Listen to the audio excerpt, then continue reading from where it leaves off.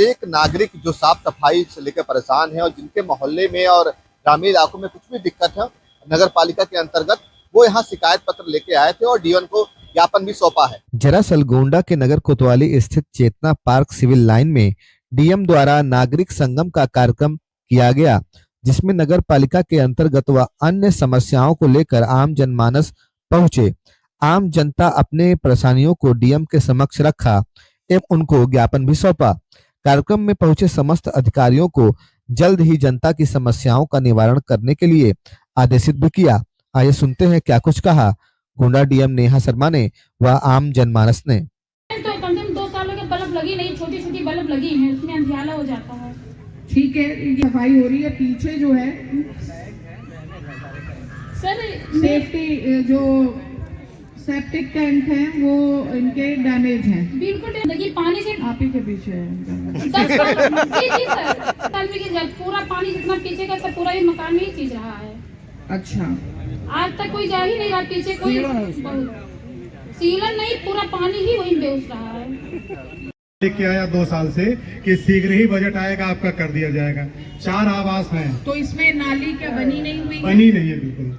वो आवास कितनी बड़ी नाली होगी? 50 मीटर केवल मेरे मिल जाए तो आगे हमारे जो एम टाइप है उसमें जाके मिल जाएगा, पानी बाहर चला जाएगा, घुस जाता है। चलिए, अभी राउंड इन्होंने इंगित किया जब हम बाहर, इस पे ट्रैफिक बहुत हैवी हो गया।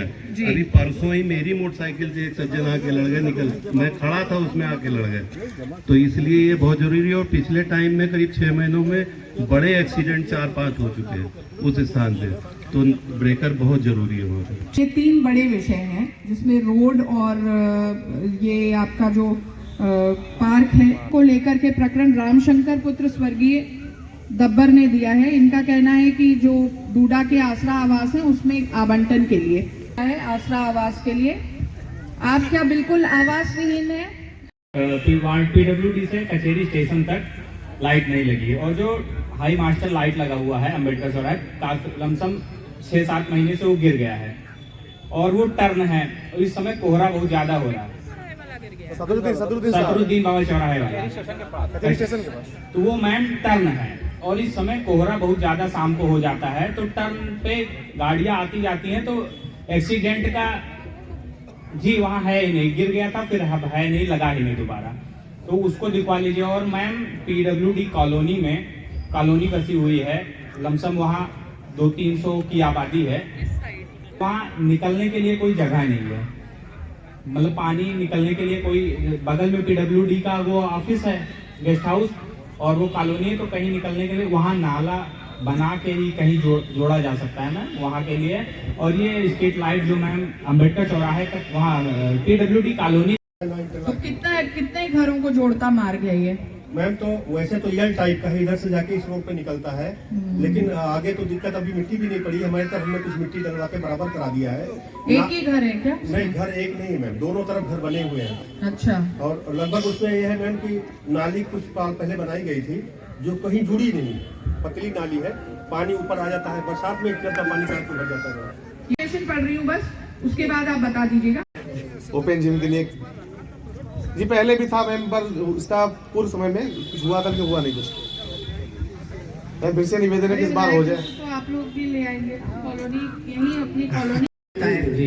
तो इसमें आपका इस समस्या का जो है मंडई नाला, गुलजार सभासद का जो घर है उसके बगल में एक नाला जो है निकल करके, और जो मेन नाला वहाँ केशवपुर पाड़वा से अम्बेडकर चौराहे वाले नाले में मिला हुआ है, उससे पानी अगर उसमें मिला दिया जाए, उसमें आपका कहना है इसको गहरा करा दिया जाए? नहीं, वो तो गहरा हो ही, लेकिन जो सड़क के बगल में मकान बने हुए हैं तो वो सीधे मकान में पानी जाता है, तो इसलिए वहाँ और नाली का बिल्कुल कहीं निकास है ही नहीं।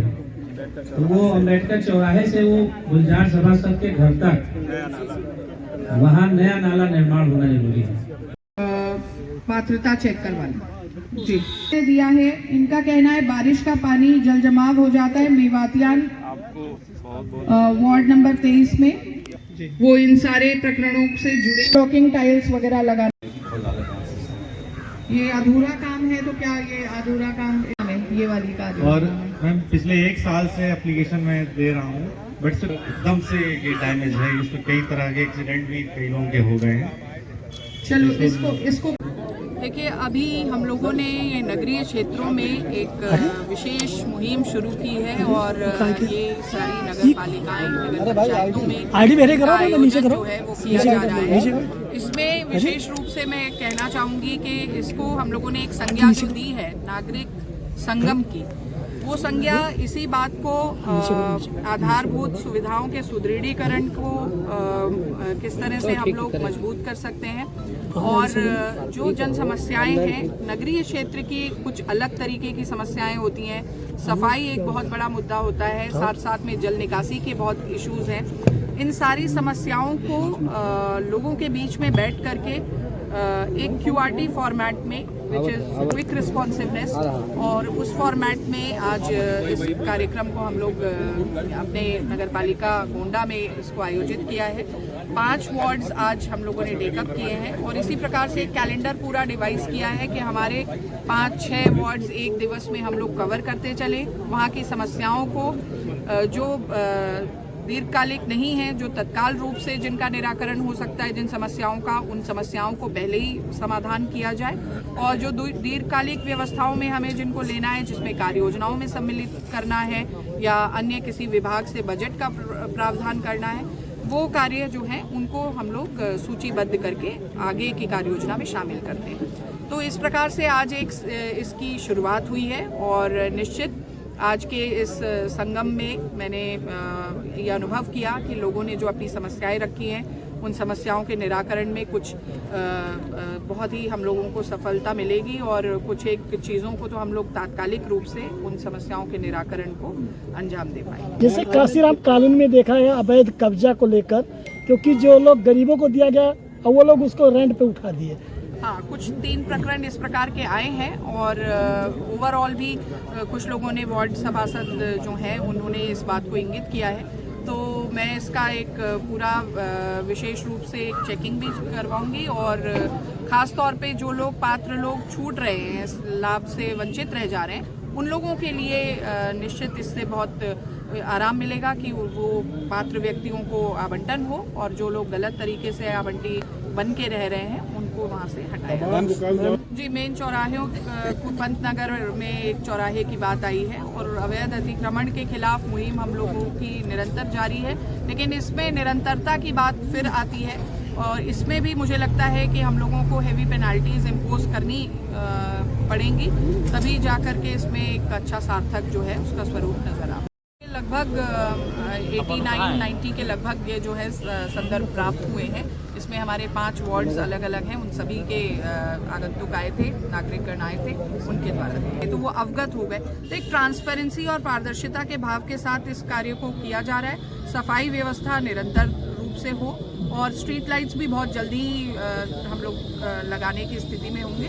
तो मुझे लगता है कि कई ऐसे, जैसा मैंने दोनों तरीके की समस्याओं को डिवाइड किया कि कुछ दीर्घकालिक और कुछ तात्कालिक रूप से हम लोग निराकरण प्राप्त कर पाएंगे, तो परिणाम अच्छे दिखेंगे।